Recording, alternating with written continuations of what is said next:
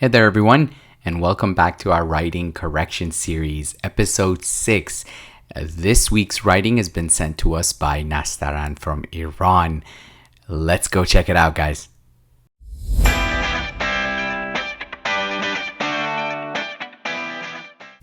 Okay, so let's begin with the question. The question reads, in most countries, criminals are sent to prison for the crimes they have committed. However, many believe that providing them with better education is a much better solution. Do you agree or disagree with this statement?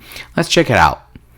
So, we have a nice 4-paragraph essay with an introduction, 2 body paragraphs, and a conclusion. Now, the first thing that strikes me just by looking at this is that the first body paragraph is longer than the second one. And we know that maintaining balance among the body paragraphs can be something that the examiner pays attention to. It's certainly in the rubric, but there are different interpretations of that, of what it means for the paragraphs to be balanced. Do the arguments have to weigh the same, or do they have to be supported to the same extent, or should they just be similar in terms of the word count? We'll come back and revisit this idea in a little bit. Okay, so let's begin with the introduction. In most countries, imprisonment is seen as an effective way to turn criminals into law-abiding citizens. That's a very nice way to begin the essay. It's a great sentence. We have nice vocabulary structures and collocations such as law-abiding citizens, and the word imprisonment definitely shows the lexical range and flexibility that Nastaran has used in this essay, which is great. Then we have, nevertheless, I think that decent education is a more beneficial alternative to prison sentence. Great. Yeah. So clear opinion. We know whose opinion this is. The only issue here is that prison sentence is a countable a noun, so we would need something like is a more beneficial alternative to a prison sentence. Okay, so the introduction is doing what it's supposed to do. It introduces the writer's opinion, and it has a hook to begin the paragraph. Everything seems great here. Okay, first body paragraph. To begin with, education helps the criminals develop certain skills, be it practical or theoretical, to improve their employability upon their release. Okay, so the first argument is that education can help them get better jobs. Now, the only issue here is you don't need to say upon their release. You could just say to improve their employability upon release. It means whenever they are released. So that's a nice structure right here. Upon something, or upon doing something. So in this case, we have upon. And if you wanted to use a verb, you could say upon being released. So you would need an ing to fill the blank after upon. So we know what the main idea is. And it's improving chances of getting employed. With the knowledge acquired, they become equipped with the necessary tools to navigate through life difficulties without resorting to crime. Again, very nice sentence explaining the previous one. Just one quick note, which I kind of forgot. Why should we use the criminals? Are we talking about a specific group of criminals? I don't think so. We're talking about criminals in general. So I don't think we need a definite article here. So let's read it one more time. To begin with, education helps criminals develop certain skills, be it practical or theoretical, to improve their employability upon release. That's a much better sentence. With the knowledge acquired, they become equipped with the necessary tools to navigate life difficulties without resorting to crime. Now, one of the problems that I have witnessed many advanced level students have is knowing what kind of noun phrase construction to use. Now, if you think about it, we could express this idea in different ways. We could say difficulties of life. We could say life difficulties, or we could say life's difficulties. Look at the three constructions. In one of them, we have a prepositional post modifier, pardon the jargon, difficulties of life. So we have something of something.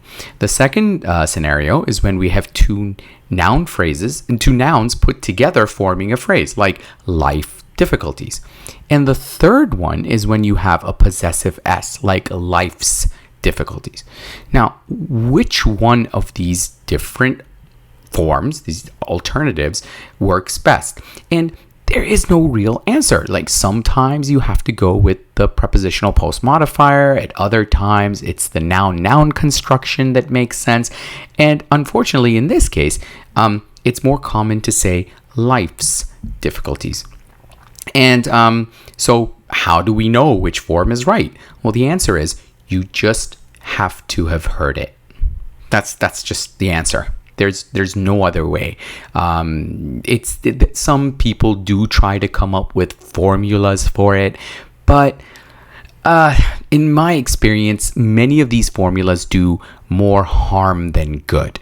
So my advice is read as much as you can, expose yourself to as much natural English as you possibly can, and hopefully through enough repetition and sufficient exposure, you will be able to fully store these well-formed constructions in your mind and to use them when the time comes. This, however, is not possible while in detention, where the inmates spend time doing virtually nothing productive. Okay, so this, however, this referring to being equipped with the necessary tools, yada, yada, yada, is not possible while in detention, okay, where, once again, do we need the? No. Well, here it would make more sense to include the because we're referring to a particular context maybe. But if you're talking about inmates in general, then there's no need for a definite article. So this one, I could have, just left it, but I hope I've been able to explain the difference so that you know what is the difference between saying the inmates versus inmates. Okay. Moreover, quality training gives them the chance to feel more cared for and connected to others. Okay, that's nice. As many of the offenders are from the families with lower socioeconomic backgrounds and deprived of proper education, they will feel more valued, supported, and encouraged when there is an attentive trainer who intently listens to them and tries to fulfill their educational needs. Okay, we have a pretty nice sentence here, a longer one, which normally longer sentences are a little bit more difficult to read, especially when they're written by, non-professional writers. But in this case, the sentence wasn't really that difficult for me to follow.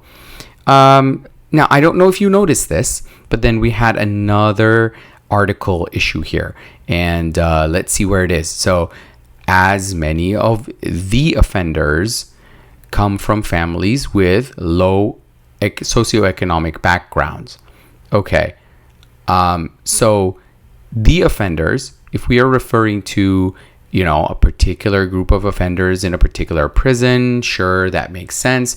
But if we're talking about like many offenders in general, then you could get rid of it. But so here, it could mean both, right? It could mean, the offenders at a particular prison, or it could refer to offenders in general. So depending on what you're aiming for, you could have the definite article in, or you could leave it out. But think about this. They come from the families. No, in general, they come from families with lower socioeconomic backgrounds. Now, families with lower socioeconomic backgrounds. I would probably, instead of with, and I know that we have from, so they are from families, again, from lower socioeconomic backgrounds, right? So I don't think with makes a lot of sense here. So let's change this. As many of the offenders come from families from lower socioeconomic backgrounds, and now here we have a parallel construction. You see, they are from families from lower socioeconomic backgrounds and deprived of proper education. So here I feel that just to keep that balance, the parallel structure, it would be nice if you were to include the are again. Let's read it one more time and you'll see what I mean. As many of the offenders are from families from lower socioeconomic backgrounds and are deprived of proper education, they will feel more valued, supported, and encouraged when there is an attentive trainer who intently listens to them and tries to fulfill their educational needs. Also, classes provide them with the opportunity to meet, interact, and form friendships compared with prisons where they are in total confinement. Okay, so how about also here? Also is an adverb, and we use it to connect sentences in speech all the time. So I finish a sentence and I say also, and I add something to it. But is it a good idea to use also at the beginning of a new sentence in writing? Not so much. So as long as you can go with adverbs, proper adverbs that begin sentences in written English, such as moreover, which we had here, furthermore, etc., that it would be better to go with one of those. Or if you want to use also, you could place it in the middle. So classes also provide them with the opportunity to meet, interact, and form friendships. Okay, meet, sure, to meet each other, meaning interact and form friendships. Okay, so then again, we have this parallel construction issue. They meet each other, interact with each other, and form friendships with each other, right? So maybe we could say provide them with the opportunity to meet, interact, and form friendships with each other. So here we have, we're not just leaving meet there hanging. Compared with prison, where they are in total confinement. Okay, all right, so that's the first paragraph. Second paragraph. On the other hand, some believe prison sentence is traumatic enough to deter the criminals, making them terrified of becoming arrested and incarcerated again. Okay, so now we're looking at the issue from the other side, people who say that they should be sent to prison. Look at the sentence. Some believe prison sentence. So again, it's countable. So some believe a prison sentence is traumatic enough to deter, we're talking about criminals in general, aren't we? Criminals, making them terrified of becoming arrested. Okay, making them terrified of becoming arrested. Do we have a verb, I wonder? So instead of saying making them terrified, why don't we just say terrifying them of becoming arrested and incarcerated again, right? So whenever you have a verb, then you don't need a helping verb. You don't need, it's technically called a light verb. You don't need a light verb. So let's see how we can change this. Terrifying them of being arrested and incarcerated again. Okay. Yeah, so being arrested, I feel that's redundant. So why not just say of being incarcerated again? So obviously you would need to be arrested in order to be tried and incarcerated. So perhaps we could just make that sentence shorter. However, I think that prisons are like a school of crime, okay, where low-risk criminals are exposed to the high-risk ones. Again, I don't think we need the definite article. You see, this one doesn't have an article, so why should this one? And learn all about new unlawful tricks and techniques. Consequently, there is a high likelihood that they reoffend once they finish their term and leave prison. Okay, so nice structure. There is a high likelihood that they. So here you need something like will. Consequently, there is a high likelihood that they will reoffend once again or once they finish their term and leave prison. Okay, so we have what's called a concession paragraph, guys. A concession paragraph is when you look at an idea from the other side and then reject it, right? So you're saying, here's what critics have to say, and here's what's wrong with their argument, or here's why I don't find that argument convincing. And in this particular case, we have a well-formed structure. I mean, it seems that the writer knows what a concession paragraph is and has done a pretty good job at implementing it. The only problem is that when you write a concession paragraph, you shouldn't forget about explaining the idea from the other side. So don't just have a topic sentence and then immediately jump into rejecting it. Explain this a little at first, and then turn to expressing why you think this is not a very convincing idea. So my advice is this would, to add a little explanation for this topic sentence. It will also help to create a little bit more balance between these paragraphs. I understand that this first body paragraph had two ideas, had more than one main idea in it, but I would argue you could either break it down into two separate paragraphs or add to this one. That would probably help a lot. And then we have the conclusion.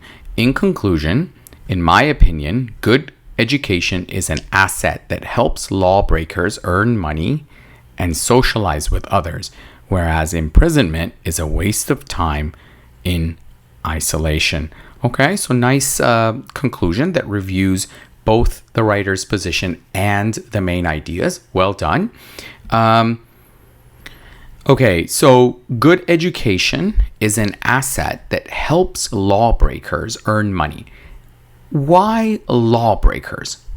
I know the sentence isn't like, lawbreaker is a word, but are we trying just not to say criminal again? Because think about it.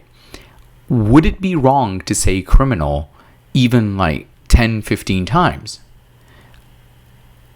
I would argue that because the word criminal is a key word in your essay, it doesn't matter if you repeat the keyword, because at the end of the day, that's the keyword. And yeah, sure, if you can come up with a synonym or an alternative that sounds natural and doesn't stick out, then by all means. But if you feel that even for a moment that one of the words that you might use in place of that keyword may sound a little odd, or the examiner might think, it's funny how this person decided to go with this word. If you feel that might happen, just stick to your keyword. I'm going to write this one more time. See, in conclusion, in my opinion, good education is an asset that helps criminals earn, or you know what? You don't have to use criminals. You could even use something like convicts, all right? So convicts, because it's not just criminals, it's criminals who are serving time. So helps convicts earn money and socialize with others, whereas imprisonment is a waste of time in isolation. All right. Okay. This was a very good piece of writing. Obviously, it's from an advanced level learner. It was great reading this, and I think that the types of issues that I pointed out were quite different from the ones that we discussed during the previous writing correction episodes. And I hope that you guys will find this useful in some way, and that you can pick up a few tips and tricks along the way. Thank you guys for watching. And before we say goodbye, let's preview next week's topic. The topic for next week is: these days, more and more adults are spending their time playing video games. What are the causes for this trend? Do you think it's a positive or a negative development? As always, guys, you can submit your response to info@fasttrackesl.com. Please don't forget to leave a comment in the comment section, and you never know, your writing may be selected for next week's episode. All right, till then, stay safe and see you next week.